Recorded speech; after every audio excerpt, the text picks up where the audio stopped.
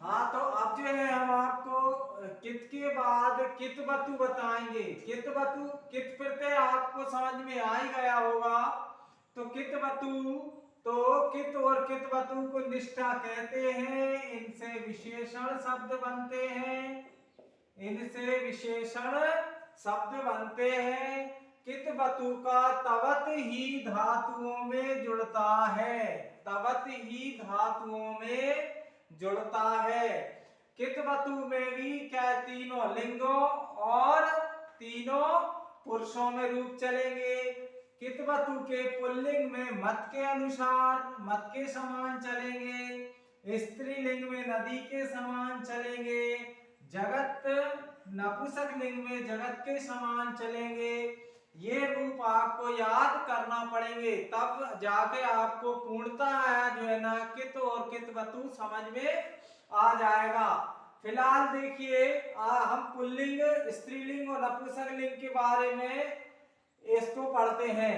अब हम क्या करते हैं, पुल्लिंग में कृतवान, कृतवती और कृतवत।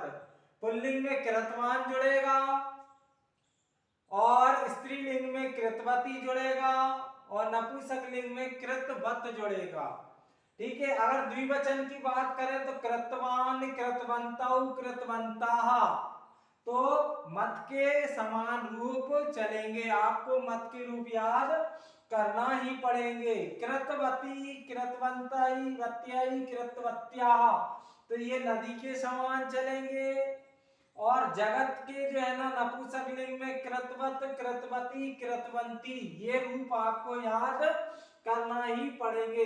सामान्यतः अंदर अगर द्विवचन बहुवचन में पूछे जाएंगे तो बिना रूप के हमको बताने में बहुत ही परेशानी होगी।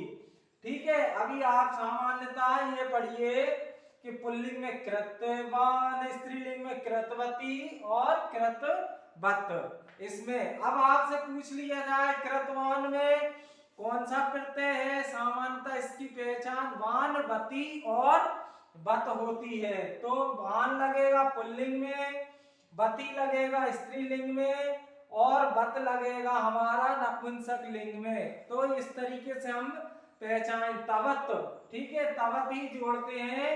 लेकिन पुल्लिंग में वान, स्त्रीलिंग में वती और नपुंसक लिंग में वत जुड़ता है। अगर द्विवचन की बात करेंगे तो फिर हमें रूप के अनुसार ही देखना पड़ेगा, रूप याद करना पड़ेंगे। और बहुवचन की बात करेंगे तो भी हमें रूप याद करना ही पड़ेंगे। तो आपको मत के, नदी के और जगत के रूप याद करना ही होंगे। अब आप देखिए यहाँ पर हम जो है ना कित वतु को किसी भी धातु में लगाएंगे तो उसमें वान, वती और वत जुड़ेगा। वान, वती और वत जुड़ेगा। तो जैसे पुल्लिंग, स्त्रीलिंग, नपुंसक लिंग, गतवान, गतवती, गतवत। तो पुल्लिंग में वान, स्त्रीलिंग में वती और नपुंसक लिंग में वत होगा। तो आपसे पूछ लिया जाएगा गतवान में कौन सा प्रत्यय है, तो गया भूतकालिक प्रत्यय है हमारा। गतवती लड़की गई, और कोई भी निर्जीव चीज के लिए हम गतवत का प्रयोग करते हैं। उसी तरह कृतवान, कृतवती, कृतवत, श्रुतवान, श्रुतवती, श्रुतवत, कृतवान, कृतवती, कृतवत, घृतवान, घृतवती, घृतवत।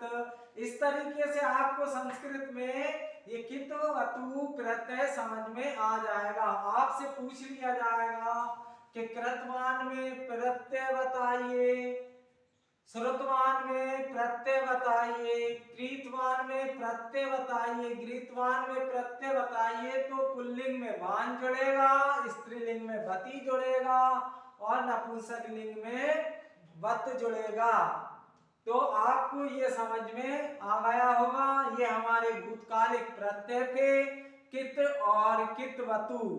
ता और तवतु भी कहते हैं इन्हें। संस्कृत में अलग तरीके से लोग अलग अलग नाम से पहचानते हैं, कोई कितवतु, कोई तव, तवत, कुछ भी कह सकते हैं, लेकिन कित और कितवतु प्रत्यय जो हमारे निष्ठा नाम से जाने जाते हैं। संस्कृत में इनका संज्ञा सूत्र है जिसको हम निष्ठा नाम से जाने जाते हैं। आपसे पूछ लिया जाए कि निष्ठा प्रत्यय कौन कौन से हैं, तो कित या कितवतु, सत्रिशानच, कितवा या लेप, तो ये आपको बताना होगा। तो ये हमारे निष्ठा नाम से जाने जाते हैं। तो वीडियो आपको कैसी लगी? वीडियो अच्छी लगी हो तो कृपया लाइक करना ना भूलें। धन्यवाद।